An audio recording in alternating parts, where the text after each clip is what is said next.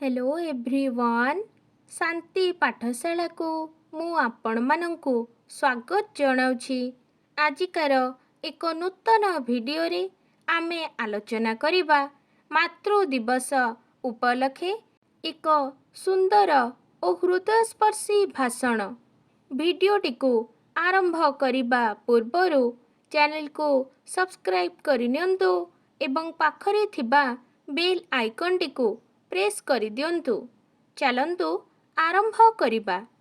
सम्मान्य सभापति महोदय, पूज्य गुरुजी गुरुमा वृंद, सज्जन मंडली, स्नेहर छोट बड़ भाई ओ भौणी माने, आज आमे एठारे काहींकी एकत्रित होइछु ताहा समस्तंकु उणा अधिके जणा। आजिकार एही मातृ दिवस उपलक्षे मते किछि कहिबार सुजोग मिलिथिबारु मु निजको धन्य मने करूअछि। मा शब्दटी केड़े मधुर, केड़े कोमल। मा शब्दर अर्थ ज्ञानदायी लक्ष्मी। मदर्स डे बा मातृ दिवस प्रथमे ग्रीस देशर देवता मारियाଙ୍କ समानार्थे पालित हेउथिला। तापरे इंग्लैंड रे माँ मानंकु सम्मानित करिबा पाई मदर्स डे मे मासर चतुर्थ रविवार दिन पालित हेला। एही मातृ दिवस आस्ते आस्ते एक उत्सव रे परिणत हेबाकू जाउछि। समग्र यूरोप रे एही दिनकू महा समारोह रे पालित हेउछि। माँ को सम्मान देबा सहित लोके चर्च को जाई स्वतंत्र पूजार्चना करिबाकू आरंभ कले। परवर्ती कालरे विभिन्न देशरे वर्षर विभिन्न समयरे मातृ दिवस पालित हेला। डेनमार्क, फिनलैंड, इटाली, तुर्की, ऑस्ट्रेलिया समेत पृथ्वीर विभिन्न देशरे मे मासर द्वितीय रविवार दिन एहा पालित हेला। पाश्चात्य देशरे एही दिवस पालित हेले मध्य आम पाई अवश्य पालनीय, कारण सबु क्षेत्ररे बाछ विचार करा जाई पारे, किंतु मांको क्षेत्ररे नुहे। दया, क्षमा, त्याग, तितिक्षा, सहनशीलता ओ सेवा मार विशेषत्व। माँ संतान पाई जहा करे ताहा निष्काम। एथिरे प्राच्य पाश्चात्यर फरक न थाए।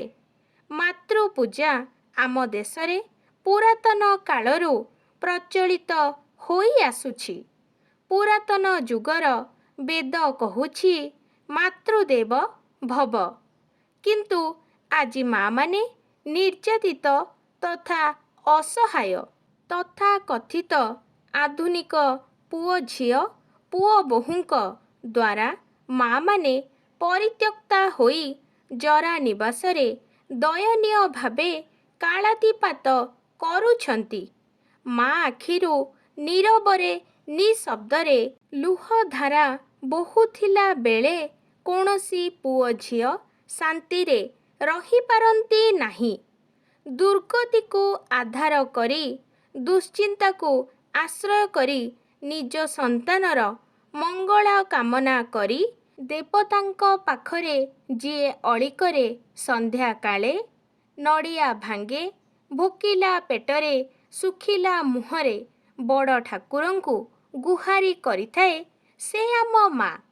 आमको जन्म दिए, आमको जीवन दिए, ममतार सागर सिए, तार परिचय दरकार नाही। माँ जन्मदात्री करुणामयी। माँ शब्दर एक चमत्कार आकर्षण रहिछि। मार स्नेहभरा कथा स्वर्गठारु बड़। मार पणत कानी स्वर्गर वैकुंठ समान। तार काहा सहित तुलना नाही। से अतुलनीय अनन्या।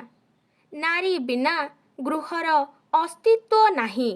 तेणु एई शक्ति स्वरूपिणी नारायणी जन कल्याणी ମମତାମୟୀ ମା'କୁ ଶ୍ରଦ୍ଧା ଏବଂ ସମ୍ମାନ ଦେବା ଆମର ସର୍ବାଦୌ କର୍ତ୍ତବ୍ୟ।